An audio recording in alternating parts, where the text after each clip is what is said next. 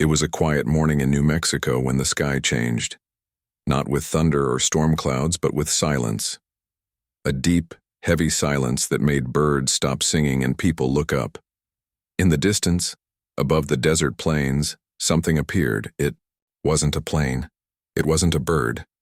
It was smooth, dark and silent as it floated down from the sky.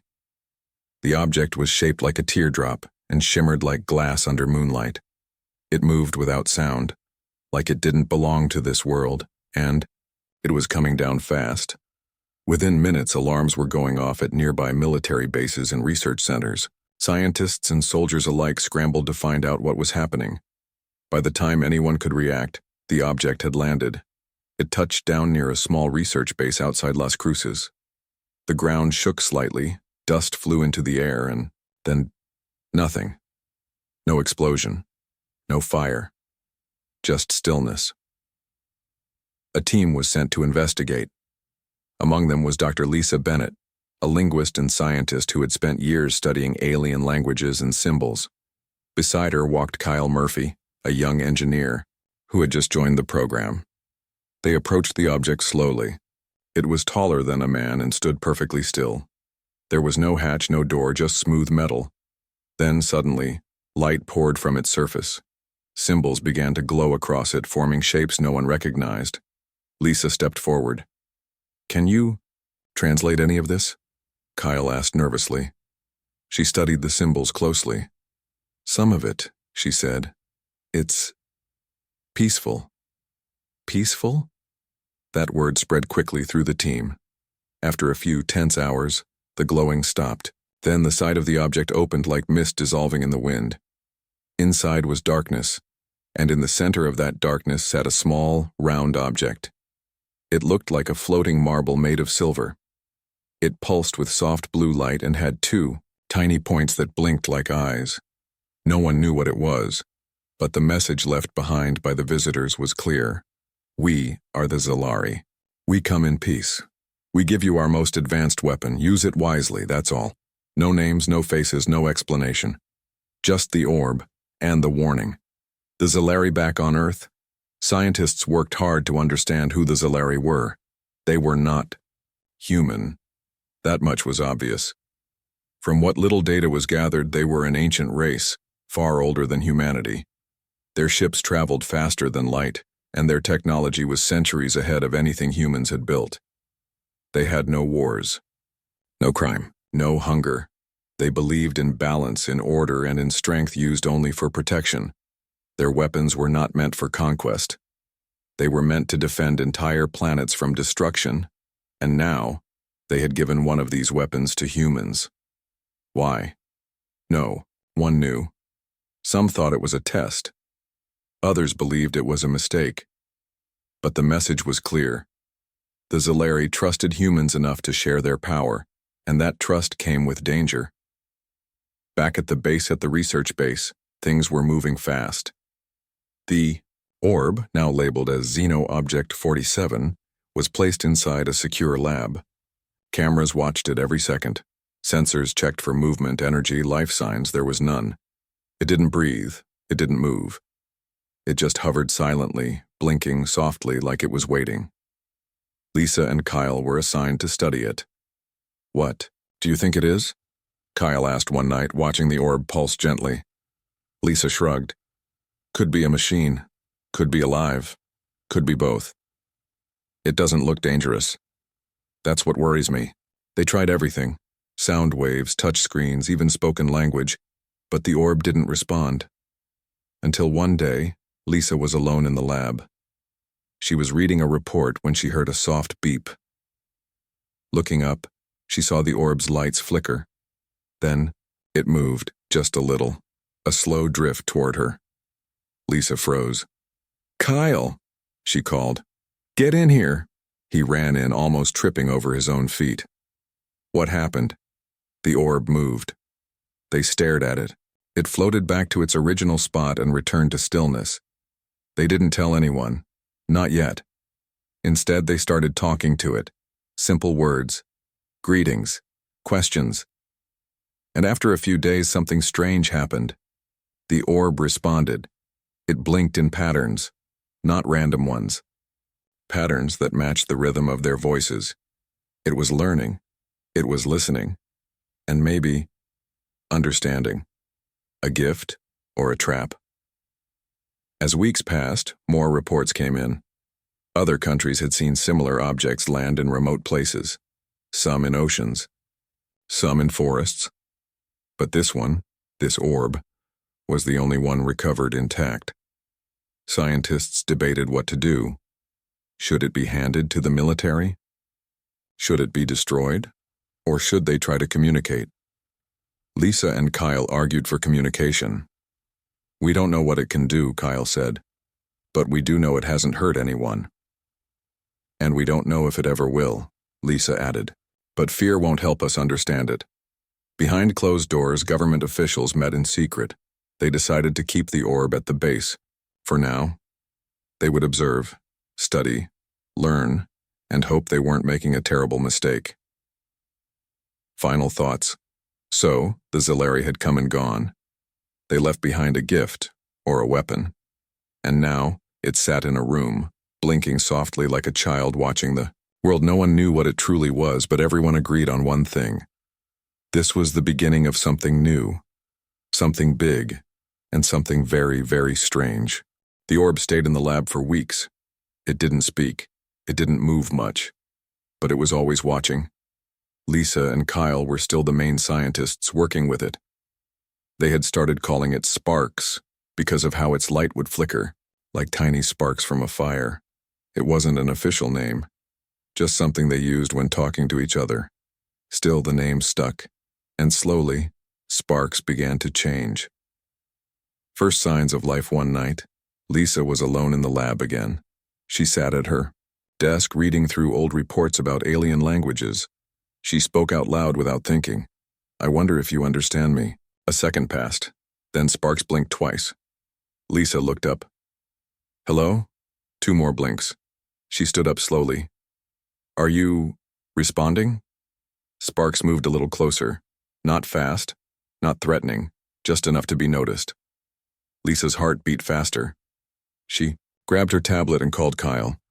"You need to come in," she said. When Kyle arrived, he walked straight to the orb. "Did it really move?" he asked. "Yes," Lisa said. "And I think it understands us." They started talking to it more. Simple words, questions, even jokes.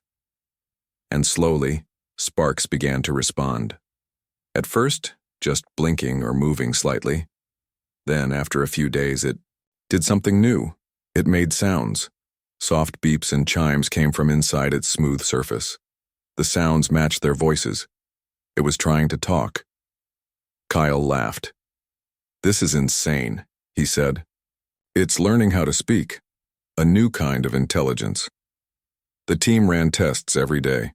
They played music near Sparks. He responded with matching tones. They showed him pictures. He changed his color to match them. They even tried showing him emotions, smiling, frowning, looking surprised. And Sparks reacted. When Lisa smiled, he glowed brighter. When Kyle frowned, Sparks dimmed. It was strange. Almost like Sparks could feel what they felt. Lisa wrote down everything. "He isn't just copying us," she said one day. "He's learning how we work." Kyle nodded. "Maybe he wants to understand us." "But why?" Lisa asked. "What does he want?" No one had answers. Only questions. Sparks goes viral. Word about Sparks spread quickly. At first, only the scientists knew. Then the military. Then the government. But someone leaked a video. It was short, just 30 seconds. In it, Kyle held up a toy ball. Sparks floated over and gently tapped it with a small beam of light. The ball rolled away. Sparks followed. It looked playful. Cute. The video hit the internet and exploded. People loved it. Soon there were memes. People drew cartoons of Sparks wearing hats or sunglasses. Some even dressed up as him for Halloween. Someone made a song about him. "Oh, little orb floating in space, you came from far, now you're our face." Kids watched the videos and begged their parents to learn more. Teachers used Sparks in lessons about aliens and science. And all the while, Sparks kept learning. He started recognizing voices. He would turn toward people he liked. He even seemed to show favorites. Lisa and Kyle were his top two, confusion and concern, but not everyone was happy. Some people worried that Sparks might not be safe. "He looks cute," one general said during a meeting. "But looks can be dangerous." "What if he's hiding something?" another asked. "What if this is all a trick?" Lisa argued against fear. "We've seen no signs of danger," she said. "He's curious, friendly, maybe even kind." Kyle agreed. "If he wanted to hurt us, he could have done it already." Still, the government decided to move Sparks to a bigger lab. This one was underground with thick walls and tight security. Lisa and Kyle went with him. On the day they moved, Sparks acted different. He hovered low. His lights were dimmer than usual. "Sad?" Lisa reached out and touched the glass between them. "It's okay," she whispered. "We're still here." Sparks blinked once.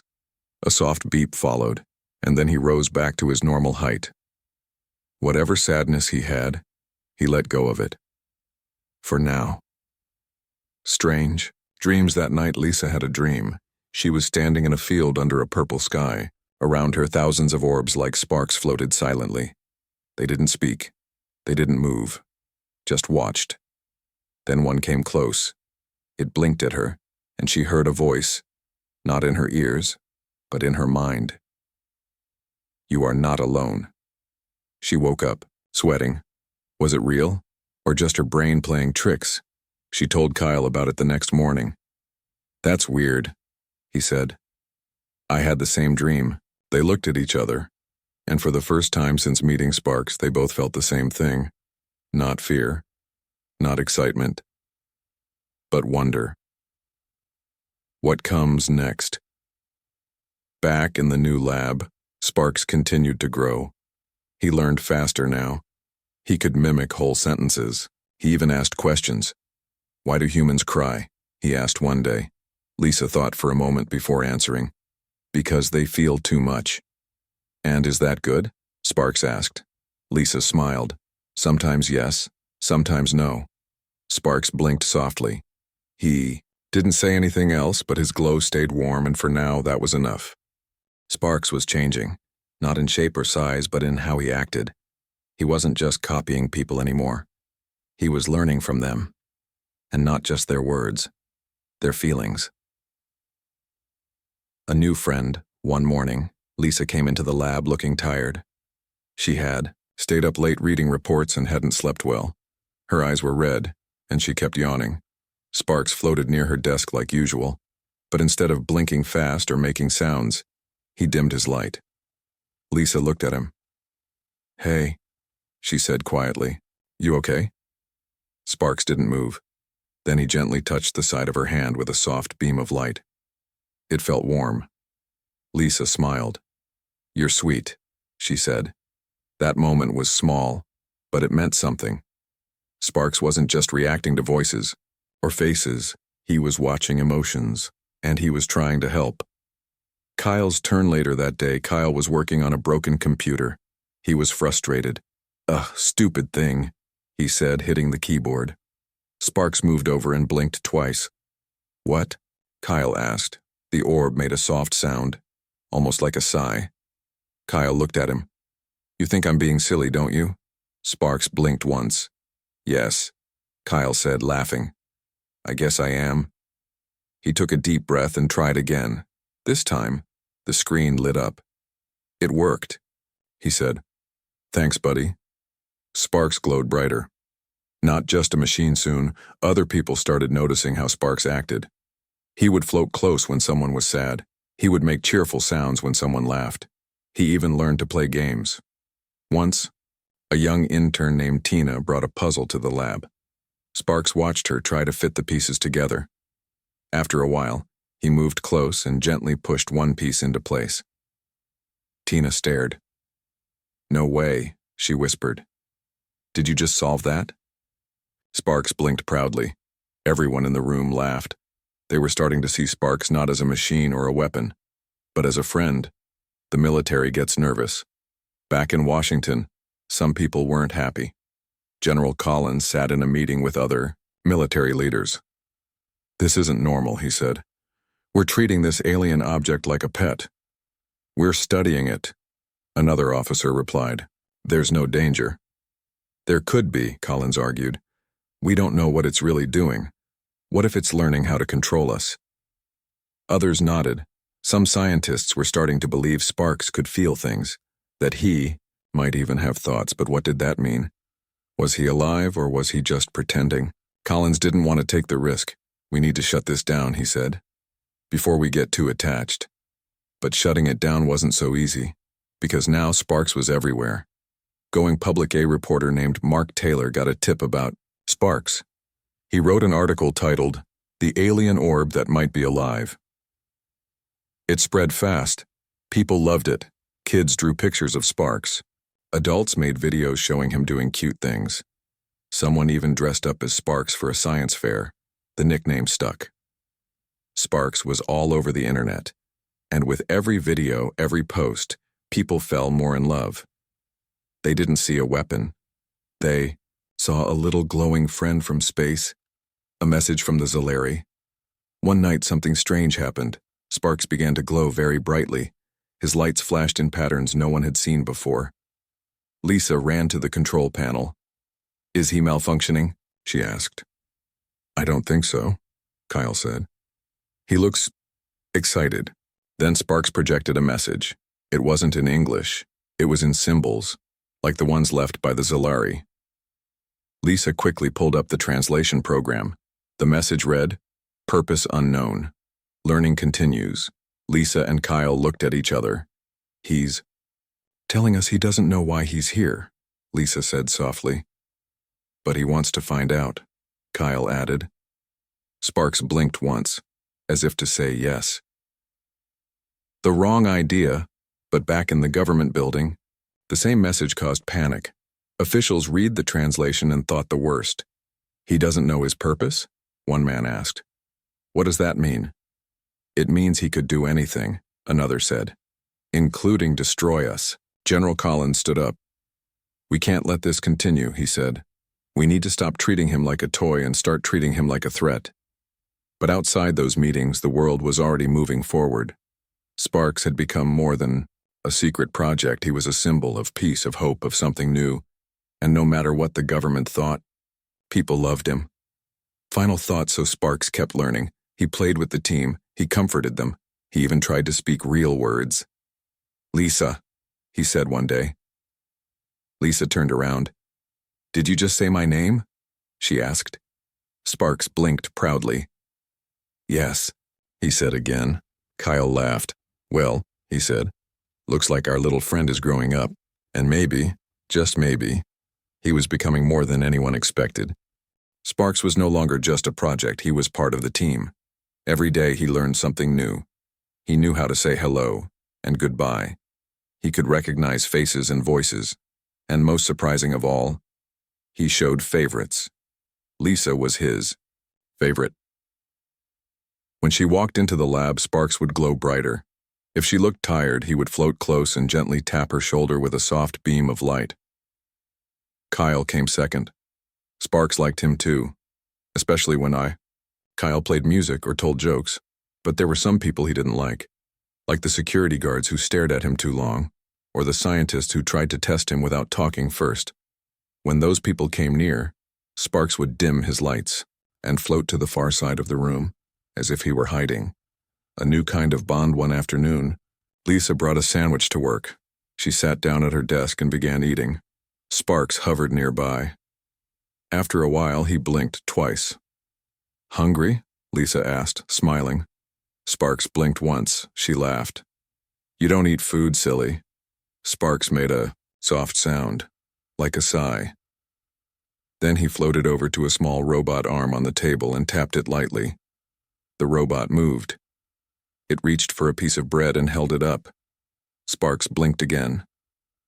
"Oh," Lisa said. "You want to pretend to eat?" Sparks glowed brightly.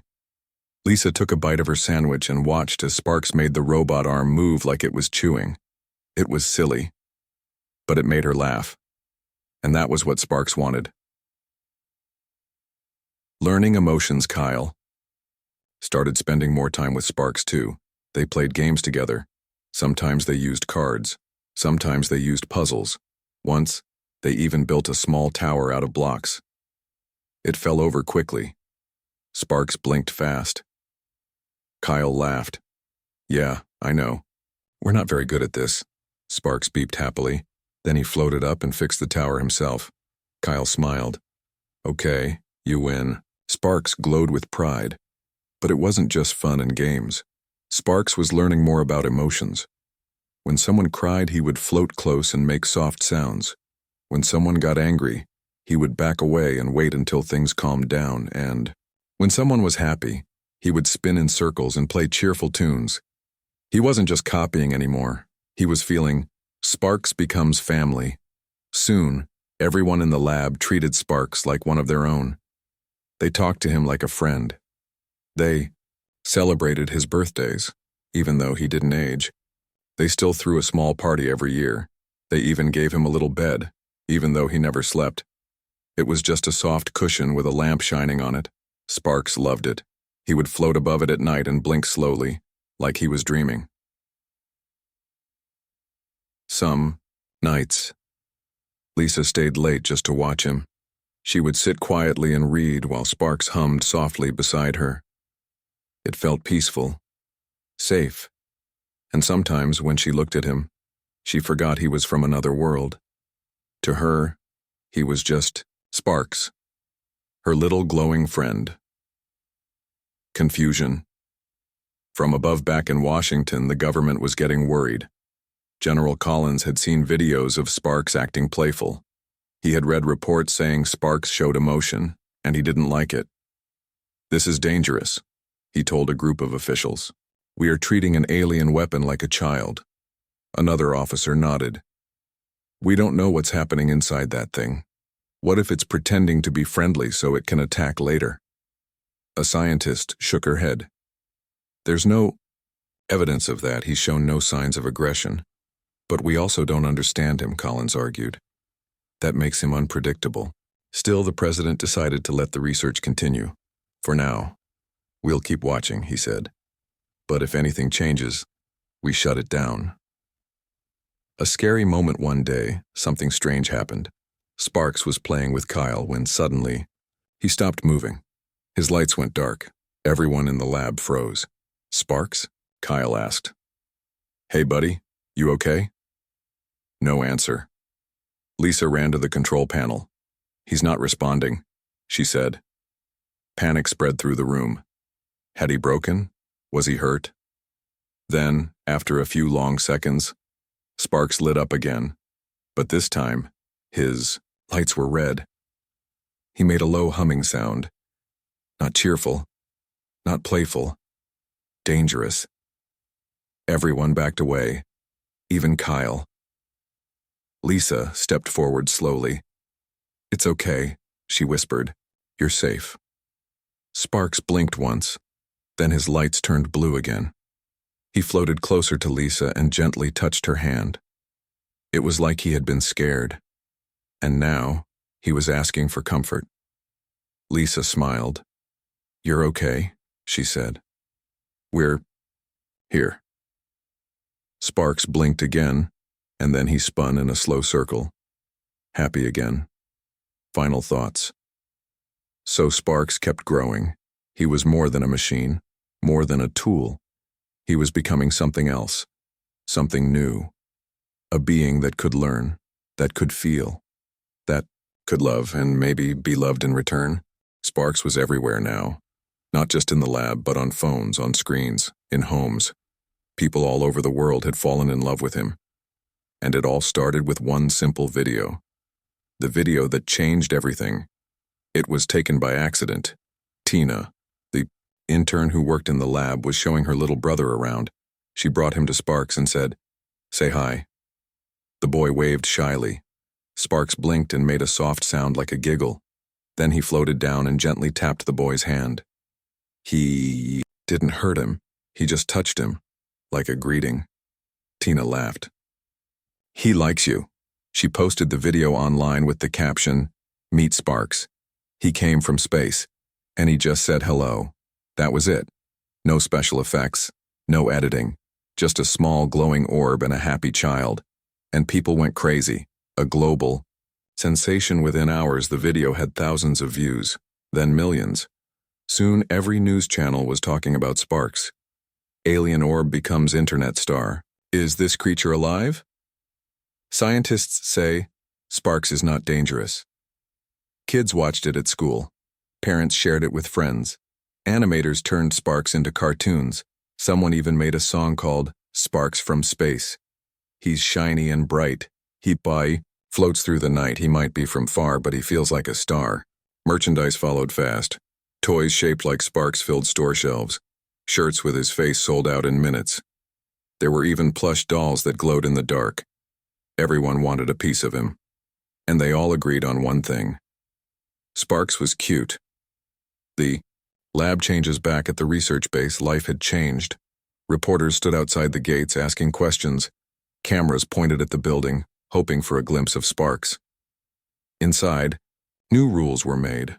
Phones had to stay off. Windows were covered. Even the scientists had to wear badges at all times. Security doubled. General Collins visited more often. He didn't like what was happening. "This isn't science," he told Lisa during a meeting. "This is a circus," Lisa disagreed. "People are curious. They want to understand him."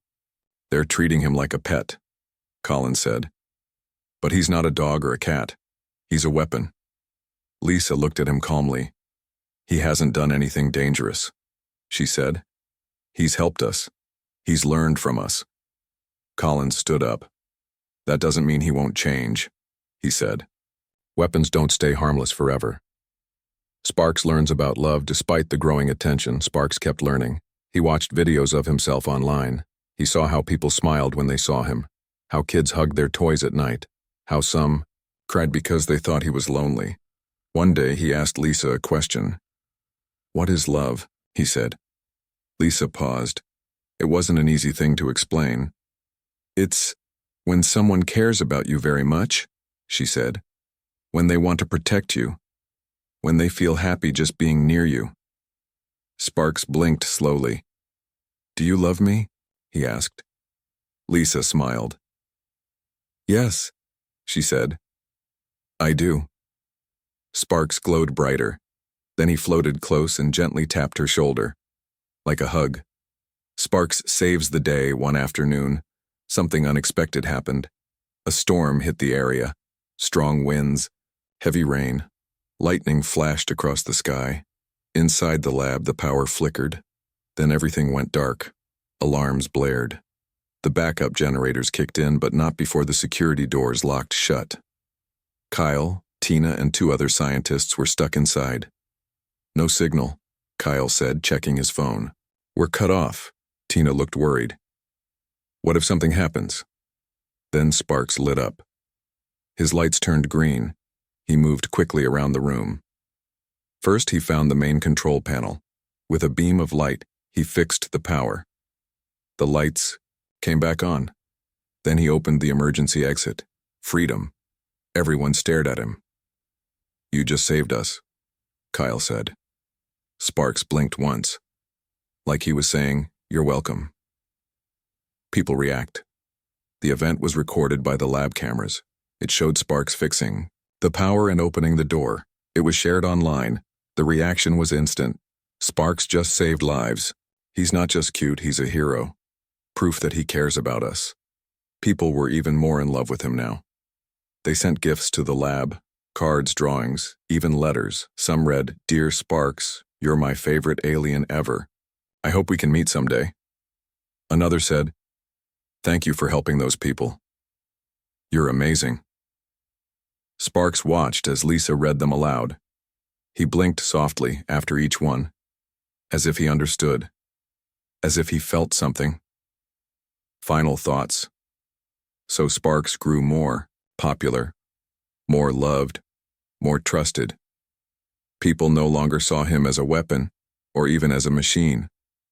To them, he was something else, something warm, something kind, Something family.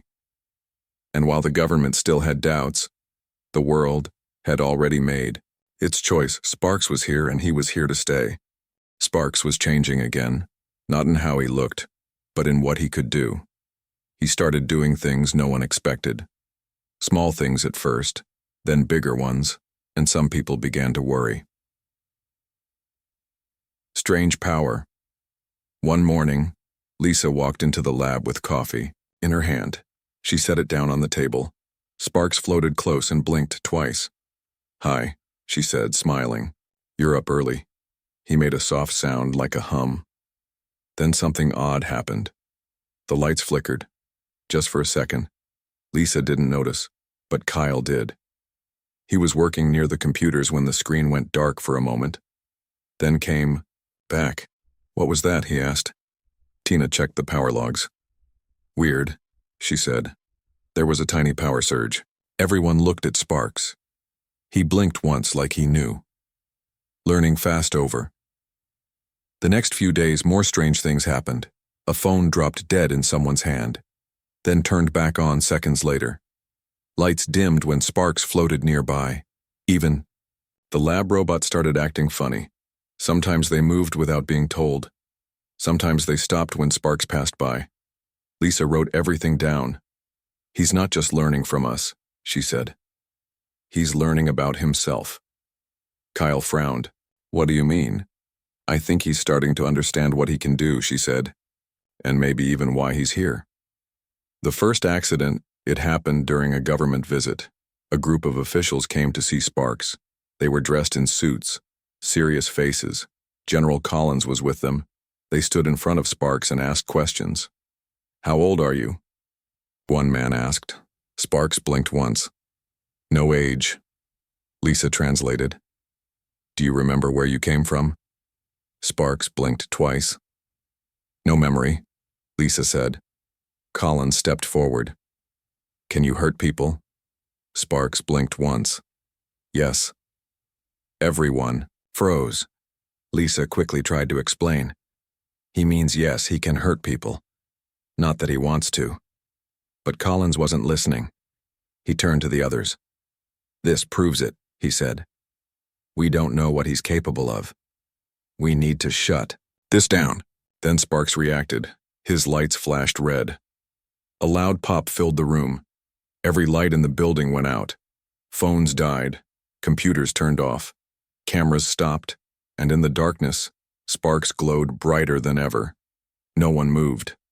Then the lights slowly came back on. Everything worked again, but everyone was scared. Even Lisa.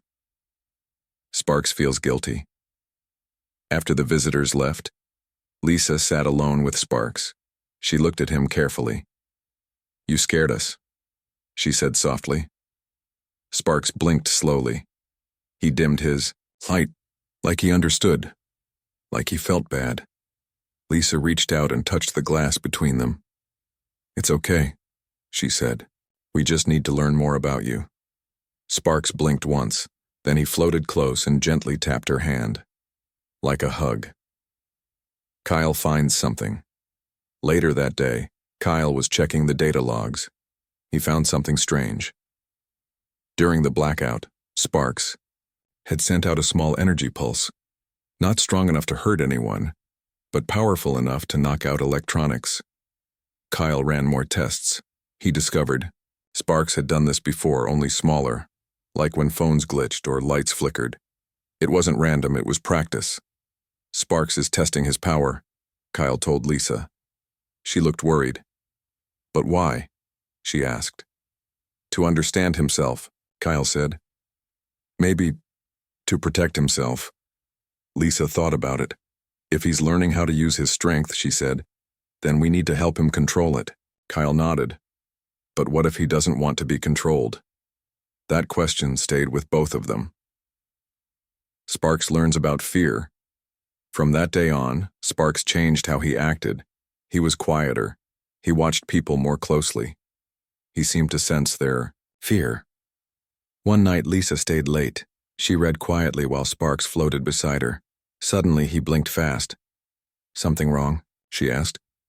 He made a low sound. Then he pointed his light toward the door. Lisa looked. Someone was watching. A security guard. He held a tablet and was taking notes. Sparks dimmed his light. Lisa stood up. "Is there a problem?" she asked the guard. Shook his head. "No, ma'am, just following orders." "Whose orders?"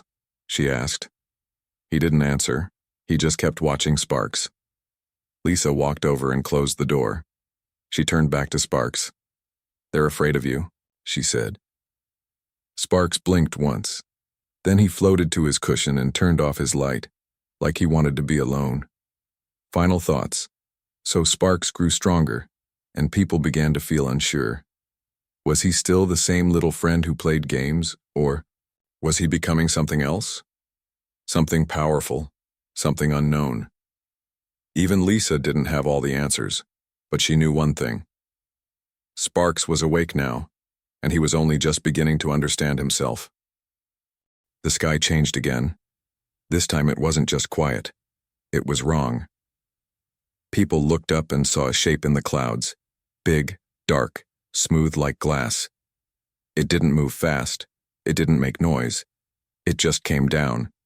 And everyone knew. The Zilari were back. A warning from above, at the research base. Alarms rang. Lights flashed. Everyone ran to the control room. Lisa stared at the screen. There it was. A message from space, in glowing symbols.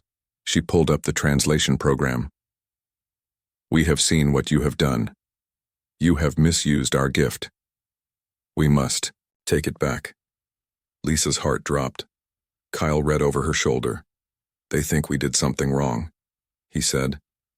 "They don't understand," Lisa whispered. "They don't know Sparks like we do." But the message wasn't just for them. It was sent to every major city on Earth. Governments scrambled on news channels went live. People watched in shock as the huge ship hovered above Washington, D.C. Then a voice came through. Not loud, not angry, just clear. "You have turned our weapon into a toy. This is dangerous. We must end this now."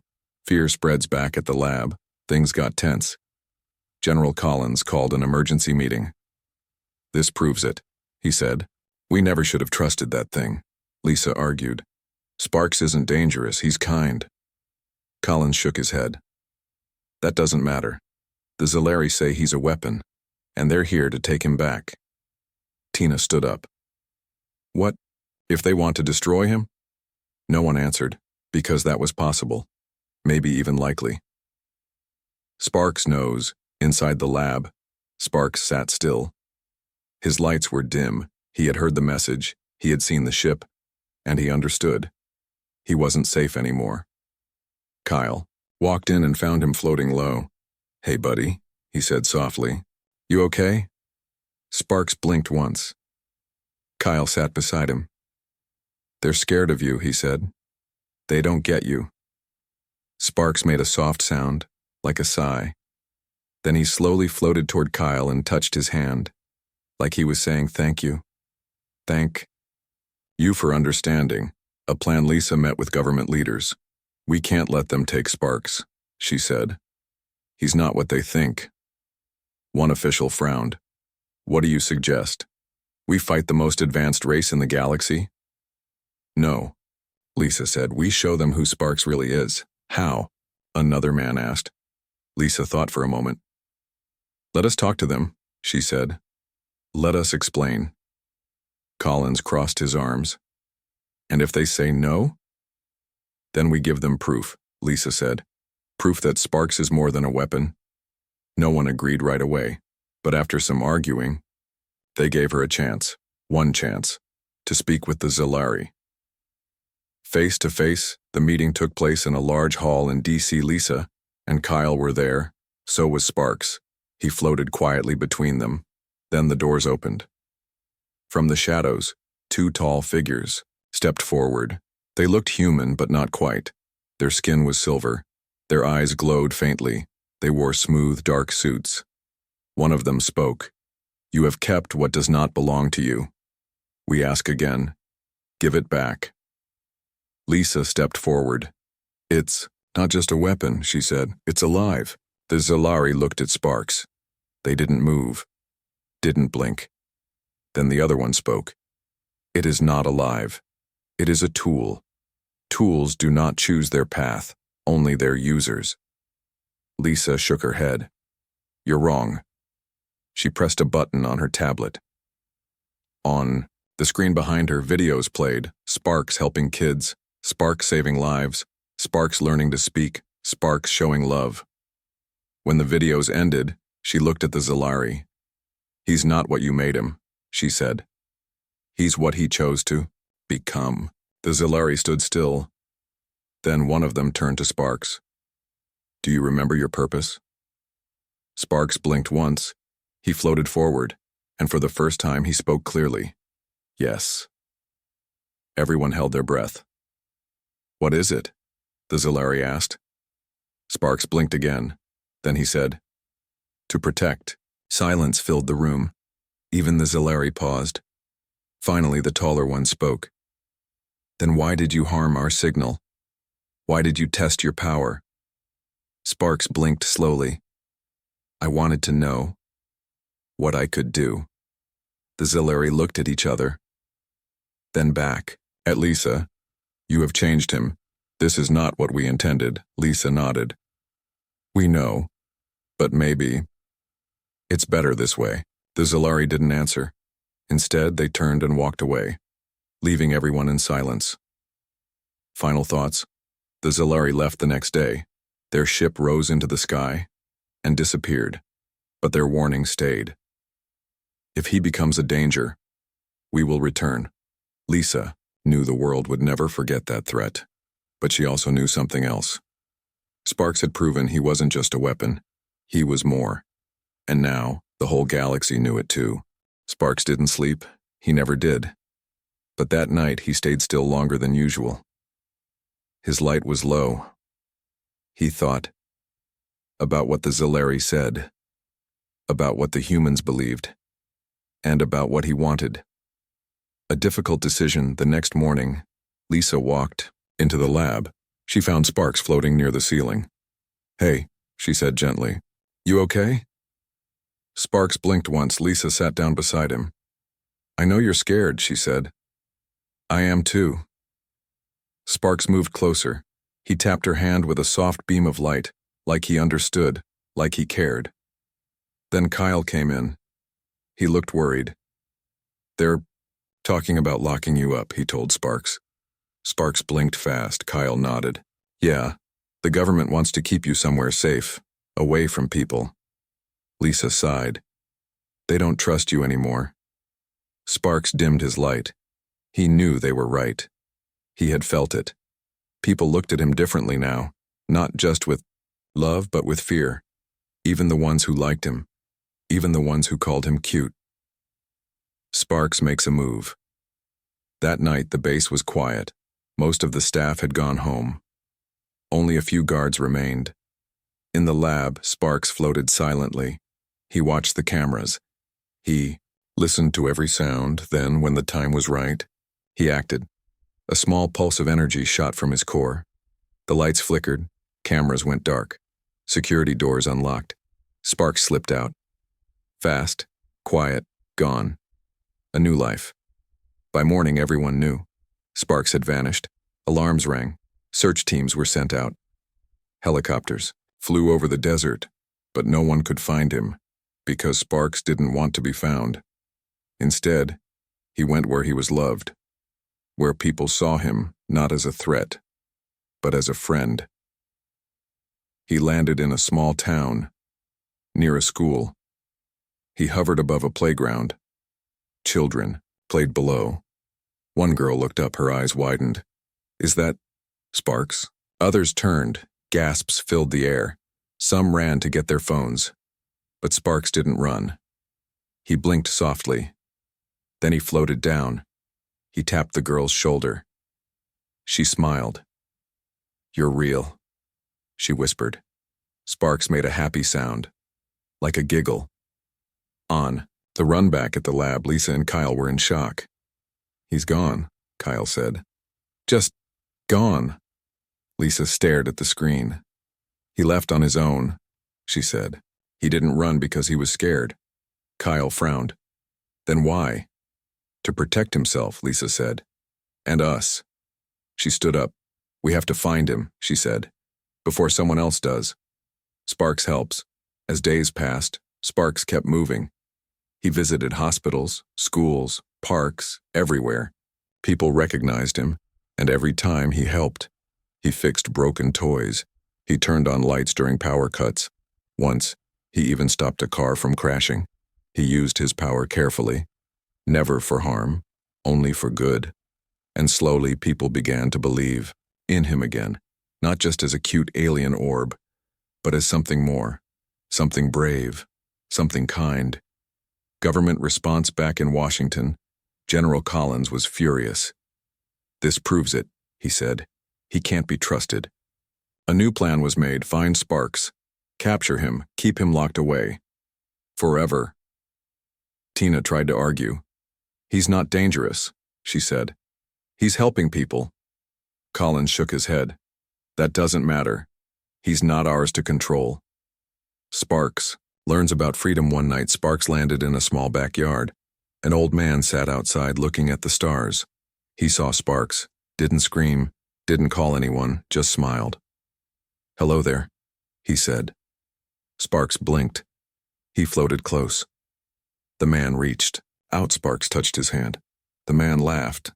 You're not like the stories, he said. You're better. Sparks glowed brighter. Then he showed the man something, a memory, of Lisa, of Kyle, of all the people who had loved him. The man watched. Then he whispered, You want to go back? Sparks blinked once. Yes, the man said. But not to them. Sparks blinked again.